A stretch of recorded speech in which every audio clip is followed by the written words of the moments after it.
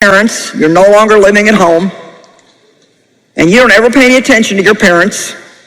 You don't go see them. You don't call them. You don't ever do anything for them. Then you need to really think over what God says about how to treat your parents. And it's not a good enough excuse to say, well, my parents didn't treat me right. Mine abused me. And the time came when God said, I want you to take care of them and take care of them well until they die. And it cost a lot of money, and it cost a lot of time, and it wasn't something that I wanted to do. That you get this part. If your parents were dishonorable, you may not have all the gooey feelings toward them that you would like to have, but love is not about how we feel, it's about what we decide to do as far as how we treat people. If you do what's right, because it's right, and because you want to honor God, now listen to me, God will always take care of you. He will always take care of you. We don't get to be good to people because they're good people. We're going to look at Matthew 5:44 through 47 for a second. We'll put it up on the screens for you. But I tell you, love your enemies and pray for those who persecute you, to show that you are the children of your Father who is in heaven. For he makes his sun rise on the wicked and on the good, and he makes the rain fall upon the upright and the wrongdoers. For if you love those who love you, what reward can you have? Do not even the tax collectors do that? And if you greet your brethren, what more than others are you doing? Do not even the Gentiles. Okay, verse 6. A commentary that I read on Ephesians. He said, you'll notice how these verses talk about submitting yourselves one to another in the fear of God. This is a principle of Christian living which applies to believers in every relationship of life. And now that the Apostle Paul turns to consider the Christian family, he shows that it even needs to apply there. Now listen to this. Did you ever stop to think what a wonderful institution the Christian family is? In reading a letter from a missionary who was working in a heathen land, I was struck by this paragraph that he wrote. This missionary wrote this letter. How we wish that some of our Christian people could come and settle down among us, even if not to engage in missionary work. There are different ways by which one may make his living among these semi-civilized people.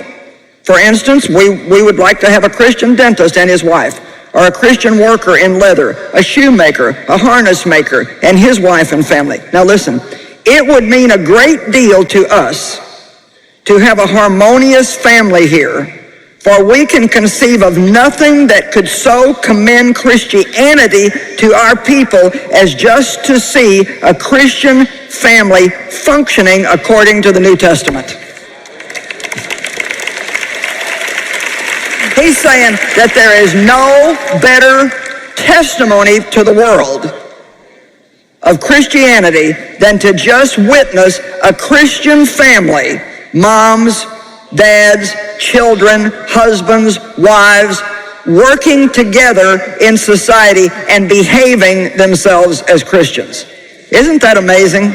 You know what the bottom line is? We're having fun today. Back, and he planned to restore that man's authority. You see, when Adam and Eve sinned, they gave their authority to the devil. The authority that God had given them to rule and reign and have dominion over the earth, they gave that to Satan. And that can be proven if you look at Luke chapter 4, verse 6, when Jesus was in the wilderness being tempted of the devil 40 days and 40 nights. One of the temptations was the devil said, you bow down to me just this once and I'll give you all this and all this power because it has been turned over to me and I can give it to whoever I want to. But see, he didn't know as much as he thought he knew because he was talking to Jesus who actually, the Bible says, for this purpose was the Son of God manifest to destroy the works of the wicked one. So he was actually talking to the one that was going to destroy him. God always works through people. that in your head. God always works through people. If you ask God for a miracle, he may show you something you need to do. Yeah, oh, my word is right. That has become very big to me in the last year as far as teaching. It's just like we are partners with God. He works through people. God can do anything he wants to, and I'm not saying that he never works sovereignly apart from people, but all you got to do is look at history. He worked through Abraham, Moses, Joseph, Esther, Ruth, Daniel. He found Abraham, and he made a covenant of faith with Abraham. And well, let's look at it. Genesis 12, 1 through 3. Now in Haran, the Lord said to Abram, go for yourself for your own advantage, away from your country, from your relatives, from your father's house, to the land that I will show you.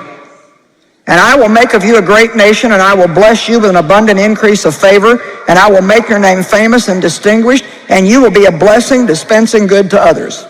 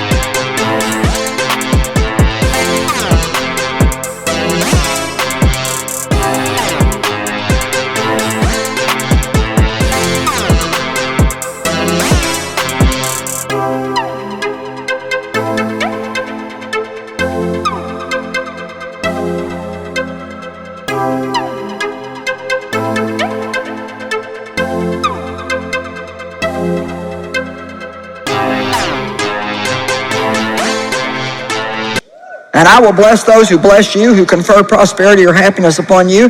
And I will curse him who curses you or uses insolent language toward you. And in you will all the families of the earth be blessed, and by you they will bless themselves. Well, that sounds to me like a pretty good reward for just walking away from a bunch of stuff. And what you may not know is that Abram's family were all idol worshipers.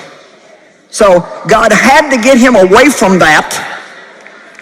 Okay, so now listen to me. Here's a man who walks away from everything in order to have the will of God.